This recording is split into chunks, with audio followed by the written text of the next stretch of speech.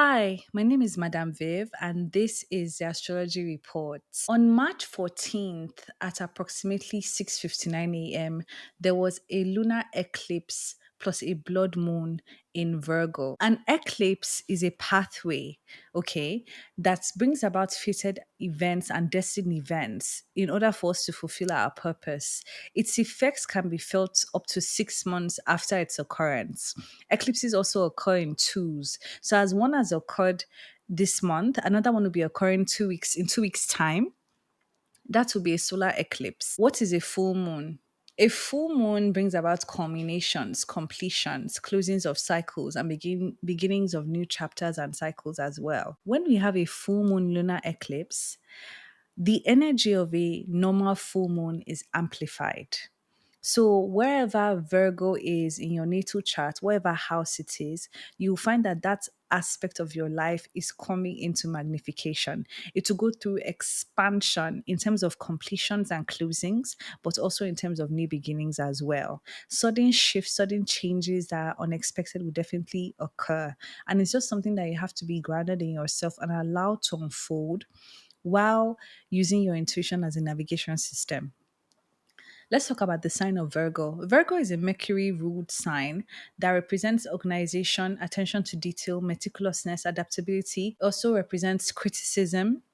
They can be over serving, they can be over giving, but the truth is that a Virgo likes to be in service. The sign of Virgo also has to do with the goddess and divinity, being able to embody that divinity on a full spectrum. When we talk about this degree that this full moon occurred, it's 23 degrees. And the 23 degrees is an Aquarius degree that represents networking, friendships, social groups, direct communication, being a trend center, popularity. It can also represent unexpected events and shifts in our lives. So, what are the general themes that can be expected with this full moon lunar eclipse? Number one, an increase in organization and meticulousness. You find yourself feeling this need to organize, to deep clean. When you clean your space, that means that you are energetically clearing your mind as well. So that's an important thing. One. Two, increase in intuition. Eclipses will bring about, and Virgo bring about this feeling of wanting to detox emotions, unconscious habits, bad patterns that we have, different cycles that are karmic that we're involved with. Either way, it's inciting a purge. We'll be going through a detoxifying ourselves of the old to allow for new things to come in. So if you find that you're feeling extremely emotional, you've been feeling extremely emotional leading up to March 14th, and even afterwards, just know that the things that are coming up are things that are meant to be healed and released to allow for newness to come into your life. Full moons are wonderful because they complete chapters for you. So when you are going through a completion or an ending, it can mean ending a pattern of doing certain things. For example, people pleasing, over serving, over giving. Find out in which areas of your life you tend to over please, over serve, over give, because you'll be called to dial that back. You'll be called to practice detachment in those areas, okay? And also boundaries. Virgo as well also encourages high standards. Most times, people that have a Virgo placement, whether it's Virgo moon or Virgo in a particular house, they try to downplay how much they hold aspects of their life to a high standard, okay? But that Virgo, that place where Virgo is, the house that Virgo rules in your natal chart, is going to scream at you to imbibe and to uphold those high standards that you have for yourself in relation to the specific themes of the house Virgo rules in your natal chart, okay? So be aware of that. High standards help to filter out low quality experiences and people and connections, etc. What else can you expect? So, wherever Virgo is in your chart, you may feel called to embrace your uniqueness because of the 23 degree in Aquarius. Okay, since it's an Aquarius degree and Aquarius has to do with being a trendsetter, being somebody that is unique and innovative. I feel as though you'll be called to embrace those aspects of yourself even more in order to have a stronger stance in that aspect of your life. Okay, for example, Virgo in the 11th house, you've always been a unique person, an individual that has certain traits that other people may not have. You may have always stuck out. you'll find yourself embracing and accepting those aspects of yourself that made you different. And as a result, it will reflect in your community, in your social groups, in your hopes and in your wishes as well. All right. So it's about embracing aspects of ourselves that are different and utilizing and capitalizing on them as strengths. Most importantly, what I see with this full moon eclipse is the release of carrying on other people's burdens and responsibilities. It's about embracing your energy alone. I feel that this full moon lunar eclipse is going to call you to embody yourself a lot more, to be a lot stronger, to stand in yourself, okay, to embrace your divinity. And with divinity comes intuition and psychic power. So I feel as though you find you have an increase in that. The most important thing as well that I think will come up is the ability to feel our feelings, but we're also going to be aware of our toxic habits and patterns that we use to abandon or avoid feeling our feelings. Okay. I can only advise you to my fullest extent. But I know that with baby steps, by feeling the feelings that you're avoiding, you can allow space in your body for new emotions, for new memories, and can release stagnant emotions in your body. Okay. So those are general themes to expect. Now I'm going to give you house examples. My first example that I gave was if you had Virgo in your 11th house. The 11th house is the house of social groups, community, hopes, and wishes. If you have Virgo in your 11th house, what you're going to be experiencing is some closures, some endings in some friendships or with some relationships that may be sudden, that may be unexpected as well. This may be due to the fact that you are no longer wearing a mask that they understand or are willing to get to know. This may be because you choose to readjust your energy in those dynamics. Maybe you've decided to no longer carry people's burdens. You decided to stop people pleasing, to stop over serving. Because I feel as though people with Virgo in their 11th house, they may feel this need to overgive and overserve in order to feel part of a community. They may feel this need to prove their worth. That is going to change. You find yourself doing the opposite. And as a result, you see yourself attracting better and reassessing the current relationships you have now, because a lot of people may have benefited from you being that person.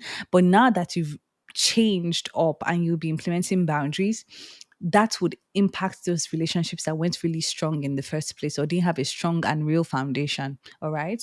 In terms of hopes and wishes, you may be letting go of old wishes and dreams to embrace new ones. And you may encounter fated events and destiny events with meeting the right people in community that will align you with your true purpose and let you know that you can dream bigger. Also, they might introduce you to things you didn't know that you needed an introduction to, which may be in line with your future purpose. Okay, so that's important. That's what you can expect with Virgo in the 11th house. Let's say you have Virgo in the 6th house. 6th house is a sign of health, service, pets, routines, work, job, hospitals, doctors, analytical skills, interpersonal skills. If you have Virgo in your 6th house, right, first of all, definitely a change in your health regime and in your exercise routine.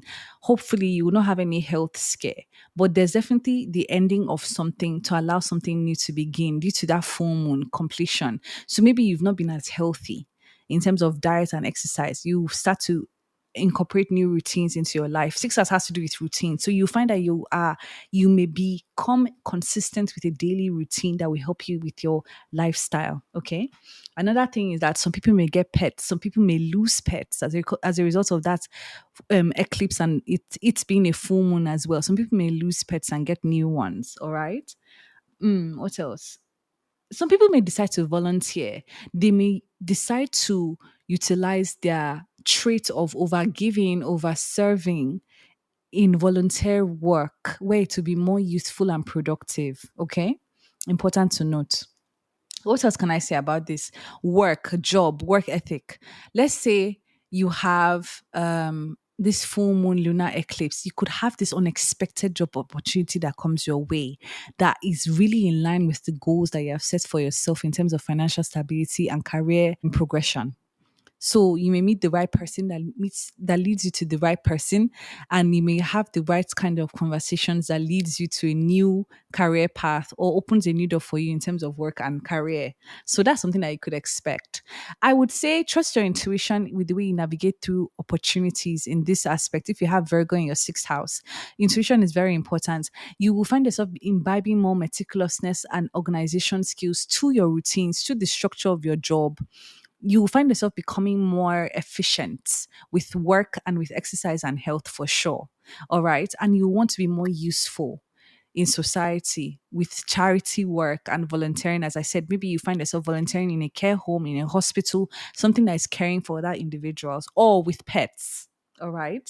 That's where I would stop with that. These are my house examples. Now I have journal prompts for you. This is from the top of my head. The first thing that came to my mind was, where are you over performing, over giving, and over serving? How can you utilize that energy in a more productive way? What is disrupting you from being fully embodied in your divinity and in your power? Is it fear, limiting beliefs, childhood trauma? What is stopping you from being fully embodied in your power? How can I increase, how can I improve my relationship with my intuition? Number four, am I avoiding feeling my feelings? If so, why? And what feelings am I avoiding? Now, a journal prompt to apply to the house that Virgo is in your chart. The full moon lunar eclipse occurred in this particular house, representing this particular area of my life. How can I imbibe more organization and meticulousness to this aspect of my life? Are my standards high enough in this aspect of my life? Are there any boundaries that I need to incorporate in this aspect of my life? What do I need to release in this aspect of my life? What do I need to embrace and call in this aspect of my life? Let's not forget that the South Node is in Virgo. South Node has to do with releasing our comfort zones, releasing things that we've inherited from the past. Like, for example, setting patterns, setting habits. Okay. Number one. Number two is also like what you're used to, what worked for you in your past life, but it's not working for you now. What can I release in that aspect of my life? That's important to know. Okay. Yeah. So this is where I will stop. If you'd like an astrology reading from me, in which I break down your natal chart, or I do an astrology reading to help you determine how you'd be impacted by eclipses, full moons, and new moons, please reach out to me through the info in my description box. The next segment is a tarot reading for this eclipse. Stay tuned. Thank you. So, this is your full moon reading in Virgo. I'll give a brief reading and then you will be able to watch the full video on YouTube, link in the description box. Starting from left to right, we have the Lovers clarified by the Knight of Pentacles, the Justice clarified by the Ten of Swords, the Ten of Wands clarified by the High Priestess in reverse, the King of Pentacles clarified by the Nine of Pentacles. Funny story before we get into the reading. I totally forgot how these cards were arranged because I picked these cards yesterday, did the reading, recorded it, it didn't save. So I sort of forgot how it was arranged, but tarot is like a puzzle piece. I remembered fragments of the message, so I knew what would be where based on that. I also remembered the overall energy and some patterns, like the two 10 cards that are in this spread are not together. So by doing some arranging and rearranging, I was able to put the message back together and it's perfect. So it just goes to show that tarot is such a beautiful, multi-layered and diverse tool because you can use it for so many things: mental clarity, short-term memory, photographic memory, and also your intuition. So it's just a lovely gift to have. So starting off with the Lovers. The Lovers speaks of harmony and balance within you. It speaks of connecting to the divinity within you, balance between your yin and yang and your masculine and feminine energies. So, because of this harmony within you, finally, it's going to start showing itself in your physical reality, which is clarified by the Knight of Pentacles. The Knight of Pentacles is a slow moving card. So, it's been a slow process to victory. This full moon eclipse is going to bring about some breakthrough for you to let you know that, hey, the work that you've been doing on yourself is showing. You are expressing your divinity now, and you're going to start reaping rewards for it in the physical. For those that are not on that level just yet, you'll find yourself called to attain some form of internal balance so that there are shifts that are positive in your physical environment, all right? But going back to the main message, this balance and harmony as a result of balancing or tapping into the divinity within you will bring about material breakthroughs in the form of, good news, work opportunities, finances, okay? And it's kind of as though you've been building a farm. Finally, you start to see the harvest of your inner work with this full moon eclipse. The next card is the Justice card, which speaks of balance again, balance and harmony. Because there's going to be balance and harmony in your life now as a result of detoxing and repelling the things that are no longer in alignment with you, you're going to be finding that conflicts are resolved, resolutions are reached, where there were miscommunications, there's going to be clarity, conversations are going to be had, karmic justice is going to be had. So if there's anybody that's been involved in somebody trying to like swap lives with you or be you, judgment is going to be made and rewards are going to be given accordingly. The justice is clarified by the Ten of Swords that is saying to you, with this full moon eclipse, say goodbye to cycles. Close these patterns or close these situations that keep running through your mind. No longer ruminate on the past. That version of you is dead. You've experienced an ego death. You are jumping into a new self and embodying a new self. This version of you that you're becoming is a greater version. And this is the version of you that is going to get blessings for the hard work that you've done in the past. So say goodbye and close those chapters. Have closure with things that have ended. There's no need to ruminate. The appropriate judgment is going to be made as a result of this justice card. Okay, so justice, fairness, balance, victory, in situations that had conflict and miscommunication and unfairness, there's going to be balance, all right? And you are going to close these cycles for good. So these cycles could look like certain patterns that you've had that have made people take advantage of you. It could look like toxic habits, toxic behaviors. It could look like toxic people in your life. Either way, there's this detox that is happening in order to bring balance and harmony to you. Next card is the Ten of Wands, clarified by the High Priestess in reverse.